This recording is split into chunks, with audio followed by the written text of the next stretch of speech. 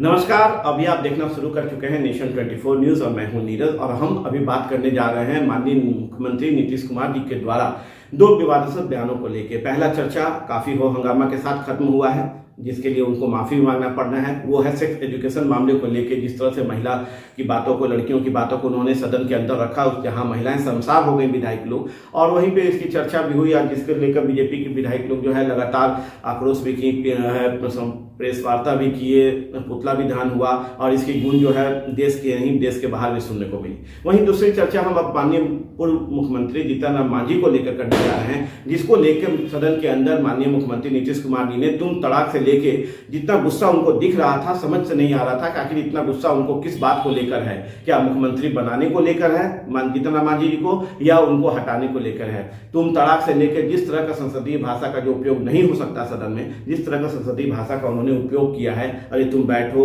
तुम मूर्ख थे हम जो तुमको मुख्यमंत्री बना दिए, तुम किसी लायक नहीं हो, तो कहीं से भी लगता है कि इस तरह का जो भाषा जो है संसदीय सदन के अंदर का ये भाषा नहीं हो सकता है। और कहीं ना कहीं इसके पीछे बहुत बड़ा गुस्सा, बहुत बड़ा कारण हो सकता है, क्योंकि जिस तरह की तरीका से वो बोल रहे थे उसमें गुस्सा साफ झलक रहा था, और गुस्सा थोड़ा नहीं झलक रहा था, इतना गुस्सा झलक रहा था जिस तरह से लग रहा था कि वो कुछ भी गुस्सा में बोल सकते हैं, जितना मांझी को कुछ भी कह सकते हैं। ये बहुत बड़ी बात थी। इस पूरे वार्ता को आप सुनिए और समझिए कि आखिर किस तरह की चर्चा और किस तरह का सदन में तुम तड़ाक कर रहे थे, जिसके चलते जीतन राम मांझी से उनकी नोकझोंक भी हुई थी। और लगातार जीतन राम मांझी बोल रहे थे कि आप सही ढंग का शब्दों का उपयोग नहीं कर रहे हैं, आप तुम तड़ाक नहीं कर सकते हैं, इस तरह का भाषा का प्रयोग नहीं कर सकते हैं। पर लगातार माननीय मुख्यमंत्री नीतीश कुमार जी इस तरह का भाषा का प्रयोग करते रहे और लगातार करते रहे और रुके नहीं। इसको हम अब सुनाते हैं आपको, सुनिए और सोचिए कि आखिर किस तरह का भाषा का उपयोग और आखिर इतना गुस्सा के पीछे का कारण क्या है। सुनो न, बैठो ना यार, बैठो ना। अरे आप लोगों को जब छोड़ दिए थे, बैठिए, भूलिए मत बात बोल रहे हैं। अरे भूलिए मत।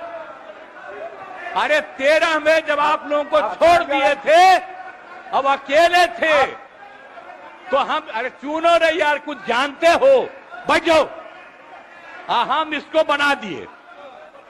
इसके बाद जितना मेरी पार्टी का लोग था, सब हमको 2 ही महीना में कहने लगा कि गड़बड़ है, इसको हटाइए, और अंत में हमको बाध्य किया, तो फिर हम बन गए थे। इससे कोई फायदा नहीं होने वाला है। इसलिए महोदय मैं कहना चाहता हूं कि रहे हमको बात नहीं समझ में आ रहा है, इनको कुछ आइडिया है। ये तो मेरी गलती है कि इस आदमी को हमने बना दिया था मुख्यमंत्री। नहीं, ठीक है, ये कोई सेंस नहीं है इसको,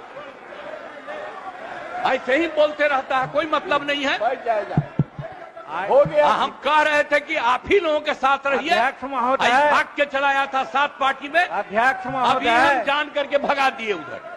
अध्यक्ष क्या उधर रहिए, इसीलिए हम कहेंगे बात हो गई है और सब समर्थन कर रहे हैं। प्रभारी मंत्री सुन लीजिए, बता रहे हैं, ये बहुत गलत बात सारे बोल रहे लोग हैं। समर्थन कर रहे हैं।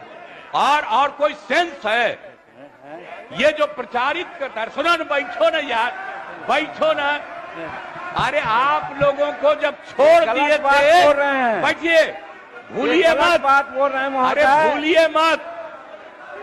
अरे 13 में जब आप लोगों को छोड़ दिए थे, अब अकेले थे, तो हम, अरे चुनो रे यार, कुछ जानते हो, बैठो। हम इसको बना दिए। इसके बाद जितना मेरी पार्टी का लोग था, सब हमको 2 ही महीना में कहने लगा कि गड़बड़ है, इसको हटाइए, और अंत में हमको बाध्य किया, तो फिर हम बन गए थे। कहता ही मानिए, कहता रहता है कि ये भी मुख्यमंत्री थे। अरे क्या मुख्यमंत्री था, ये तो मेरी मूर्खता से मुख्यमंत्री बना। आप ऊपर वाला भी जान लो, आप बिना मतलब का रोज इसको पब्लिश करते हो, कोई सेंस है इसमें थोड़ा। मंत्री महोदय, तो अभी आपने सुना माननीय मुख्यमंत्री नीतीश कुमार जी को, जिन्होंने किस तरह से गुस्सा में आके तुम तड़ाक कर रहे हैं जीतन राम मांझी जी को। और जीतन राम मांझी जी की बातों को भी अब हम सुनाते हैं कि आखिर जब वो विधानसभा के बाहर आके जब प्रेस वालों से जब वो मिले, तो वो किस तरह की बातों को रख रहे हैं, किस तरह की बातों को कर रहे हैं। और उन्होंने मीडिया वालों को शुक्रिया कहा है कि जब वो मुख्यमंत्री बने थे तो उनके ऊपर ये ठप्पा लग रहा था कि उन्हें रबर स्टाम्प के तौर पर, रिमोट के तौर पर जाना जा रहा है। तो इसके लिए उन्होंने शुक्रिया कहा कि आप लोगों ने जब इस बातों को रखा, तो मुझे लगा कि कहीं ना कहीं हम रिमोट या रबर स्टाम्प हो चुके हैं और हमने तब जाके 2 महीना के बाद जो है हमने लगातार डिसीजन लेना शुरू किया, जिसके जो कहीं से भी नीतीश कुमार जी को उचित और अच्छा नहीं लग रहा था। और उनके बोर्ड के लोग, उनके साथी के लोग जो है लगातार ये कहने लगे कि जीतन राम मांझी यदि इस ढंग से अपना डिसीजन लेते रहेंगे तो कहीं ना कहीं ये आगे निकल जाएंगे और कहीं ना कहीं इसकी खामियाजा हम लोग को भुगतना पड़ेगा। ये जीतन राम मांझी जी बोल रहे थे। आइए हम उनको भी सुनते हैं पूरी बात को कि आखिर वो क्या कहना चाह रहे हैं और क्यों इन बातों को कहा। उन्होंने एक बहुत अच्छी बात भी कही कि आखिर किसके पीछे का कारण क्या है। तो ये आप पहले सुनिए जीतन राम मांझी जी को। शेड्यूल कास्ट, शेड्यूल ट्राइब्स और अन्य पिछड़ा वर्ग के लोगों के लिए नामांकन में आरक्षण का विषय था। हम इस पर बोलना चाह रहे थे। माननीय मुख्यमंत्री तमक करके उठ गए और उठ करके अनाप शनाप ऐसी बातें बोलने लगे। हमको तो आश्चर्य हुआ कि वही नीतीश कुमार हैं जो पहले थे आज से कुछ दिन पहले। आज लगता है कि वो दूसरे रूप में यहाँ परोसे गए, दूसरे रूप में आए। हमको लगता है कहीं न कहीं उनकी दिमाग में कोई कमजोरियां है, इसके चलते वो ऐसा बोल रहे हैं। और हम उनके बारे में कहना चाहते हैं, वो बार बार तुम ताम की बात करते हैं। आप जोड़ लीजिए 1985 में वो विधायक बने, हम 1980 से विधायक हैं। उम्र में वो 74 साल के हैं, उम्र में हम 80 साल के हैं। तो वैसी परिस्थिति में तुम ताम करना कहाँ का उचित है, उसमें भी विधानसभा में। इसलिए हमको लगता है कि मानसिक संतुलन वो खो बैठे हैं, इसलिए वो ऐसा करते हैं। पहली बात। दूसरी बात, एक बार बार कहते हैं हमने तुमको मुख्यमंत्री बनाया। देहात में कहा जाता है कि भले भेड़िया सिर मुड़ाती है, उसको दोहे में चुचुअत होती है, कीड़ा काटता है तो वो सिर मुड़ाता है। उसी प्रकार से नीतीश कुमार 2014 में हार गए। सब लोग कहने लगा नीतीश कुमार इस्तीफा दो, इस्तीफा दो। अपनी लाज बचाने के लिए एक सीधा साधा आदमी को मुख्यमंत्री बनाने का काम किया। जीतन मांझी को उन्होंने अंडर एस्टिमेट किया था, समझ लिया था कि ये तो भुइयां मुसहर का परिवार है, हम जो कहेंगे वो करेगा।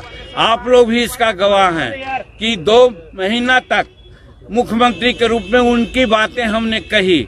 आप लोगों ने कहा कि जीतन मांझी रबर स्टैंप हैं, जीतन मांझी रिमोट से चल रहे हैं। सही बात है, हम आपको धन्यवाद देते हैं।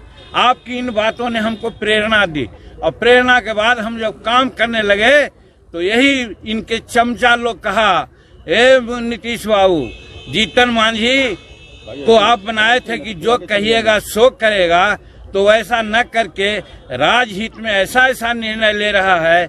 अगर 4-5 महीना रह गया आगे तो फिर आपको कुत्ता भी नहीं पूछेगा। निश्चित रूप में जीतन मांझी आगे का मुख्यमंत्री होगा। तब इसको हटाने के लिए इन्होंने क्या क्या नहीं किया, लेकिन ये बहुत लोगों के कहने पर क्या क्या उसमें कारगुजारी की आप लोग सब लोग जानते हैं। तो कहने का मेरा मतलब है कि नीतीश कुमार हमको बहुत हम योग्य थे इस समझ करके नहीं बनाया। उन्होंने बनाया कि जीतन मांझी भुइयां जात और मुसहर जात सीधा होता है, हम जो कहेंगे वो करेगा।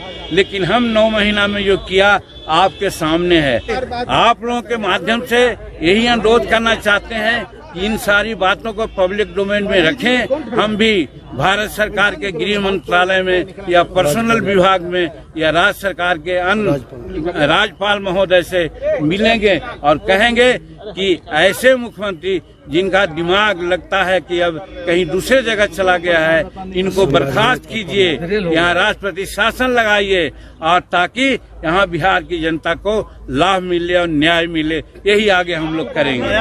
तो अभी आपने दोनों मुख्यमंत्री, जो कि एक अभी माननीय मुख्यमंत्री नीतीश कुमार जी हैं, दूसरे पूर्व हो चुके हैं पूर्व मुख्यमंत्री जीतन राम मांझी जी को भी आपने सुना, समझा और जाना। और ये बातें आवाम तक जानी चाहिए, जनता तक जानी चाहिए और सोचने और समझने चाहिए कि आखिर क्या कारण रहा कि इतना गुस्सा नीतीश कुमार जी का दिख रहा है। और वहीं जीतन राम मांझी जी के पीछे इतना आरोप लगाने के पीछे का राज क्या है। क्या कोई बहुत बड़ी बात है या कुछ मसले हैं जो कि सुलझे नहीं, जिस कारण से इस तरह का आरोप प्रत्यारोप हो रहा है, जो हो रही है। वहीं दूसरी ओर आपको हम बता दें कि लगातार जो है अब चुनाव का समय आ गया। अभी जस्ट लोकसभा चुनाव शुरू होना है, उसमें भी बहुत दिशा निर्देश तय होंगे। उसके बाद विधानसभा चुनाव भी है, जहां जनता तय करेगी कि इस बार आगामी चुनाव के बाद इस बार कौन मुख्यमंत्री होंगे और क्या समीकरण होगा बिहार का। इन सारे बातों को लेकर लगातार हम चैनल में बने हुए हैं, अपने माध्यम से आवाम तक, जनता तक और सारे लोगों तक उनकी खबरों को पहुँचाते हैं। उन्हें बताते हैं और ये समझाने की कोशिश करते हैं कि देखिए हमारे बिहार में, हमारे समाज में और हमारे देश में क्या हो रहा है, कैसे हो रहा है और राजनीति का आखिर किस तरह का षड्यंत्र हो रहा है और राजनीति किस ओर जा रही है, ये जनता खुद तय करे। आप देख रहे हैं नेशन 24 न्यूज। नमस्कार।